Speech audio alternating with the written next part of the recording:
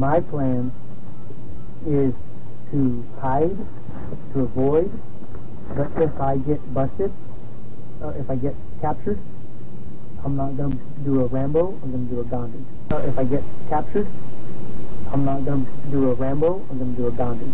If I get captured, I'm not going to do a Rambo, I'm going to do a Gandhi.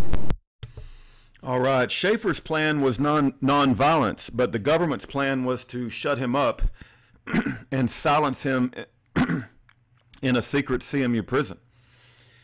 A lot of times the question comes up about being held hostage, and people ask for clarity around that.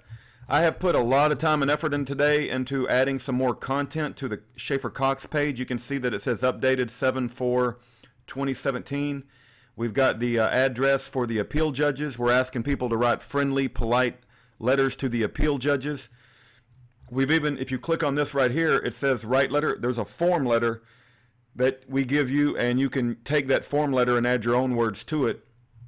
We have all kinds of information from Ray Southwell, all 14 of his writings. We've got letters from prison. We've got legal documents. Schaeffer Cox, I should say Schaeffer Cox legal files, or just file. I should say maybe they're legal related. And then we also have letters from prison. I'm going to be working on this throughout the day, probably on throughout the week. And I'm going to be adding every important letter from prison that I can think of. And two that I want to call out in this video is he wrote a form letter to the Ninth Circuit Court of Appeals. And in that Court of Appeals, it covers the hostage situation very good. But then I asked Schaeffer, because I didn't have this letter yet, I asked him for clarity on the hostage situation because I've had a few people ask me about that, and he wrote an even further clarity on the hostage situation. So I'm going to bring up that document now. Let me zoom in and get the text as big as I can. Let's go maybe 220. All right. Let's read clarity on the hostage situation. I think the held hostage for 21 days is described in the last long email I sent you. That's the one that's called the Ninth Circuit form letter. We're asking people to write a letter to the appeal judges in the Ninth Circuit, so that's the one he's referring to, and it was covered in that, but he goes into it even again in this letter. Yes, it's accurate. The following acts satisfy the key elements of kidnapping, and they constitute a very serious crime by J.R. Olson. The trusted lawyer that Schaeffer Cox has, it's not Nelson Traverso, but it's the other one. I can't remember his name right now, but he said that it meets all the legal definitions of kidnapping. J.R. Olson did the following three things.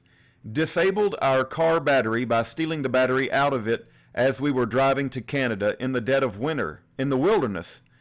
People not from Alaska don't understand the seriousness of this. There aren't gas stations and towns along the road. It's just empty bush for days in all directions. A friend of mine was out on his trap line and came back to find a guy stealing gas out of his truck. He shot and killed the guy and was not charged with a crime because he said he was defending his life. If he had no gas and was out on the steezy highway, he would freeze and die. It's also against the law in Alaska to pass a hitchhiker in the winter and not stop to pick them up or check on them. And if they die, you can be charged with negligent manslaughter. Travel in Alaska is not like travel in the lower 48. Number 2, relayed death threats from Bill Fulton to put us in fear of our lives. Number 3, made up the trucker story and one delay after another to keep us hiding out in the attic. My real good state attorney, Robert John, is the one who briefed this issue the best. Can you find his pretrial motion on PACER? He filed it in my case, and he also wrote a supplemental brief for the appeal court, and they wouldn't let him file. That is good too. I've got Robert John's email. I might just send him an email, but I'm having a hard time keeping up with all these. There's just overwhelming amount of documents in the Schaeffer Cox case, but I will send an email to Robert John. I hope he responds.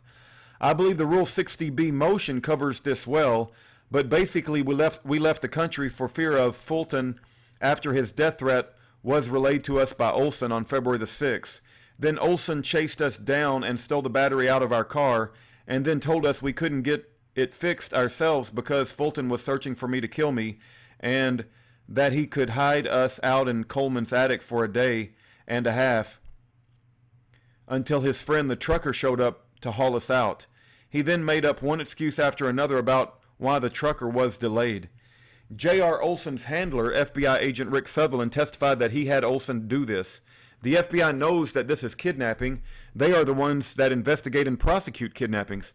To commit crimes in the course of an investigation such as Fulton's assault with the hunting knife and Olson's kidnapping of a family with small children, they have to have authorization from the FBI director himself. So that means FBI Director James Comey was getting daily briefs on this and approving the commission of crimes by Fulton and Olson. I suspect the Kid Diddlers Club goes clear to the top. This was all political corruption. Olson and Fulton were just foot soldiers in the gangster state. Scrocky is a lieutenant. Comey is a made man. Schaeffer. All right, that's Schaeffer's clarity on the hostage situation. I've uploaded that same document on yearofjubilee.com/Cox. You can also look at the Ninth Circuit's form letter to appeal judges that also talks about the kidnapping. And then not only that, but I am going to reach out to Robert John and see if I can't get his legal documents as well. We'll see if he responds or points me in the right direction. Okay, the last line of peaceful defense between a tyrannical government and the defendant is jury nullification. Educate yourself about jury nullification at fija.org, Fija.org. Thank you for your time.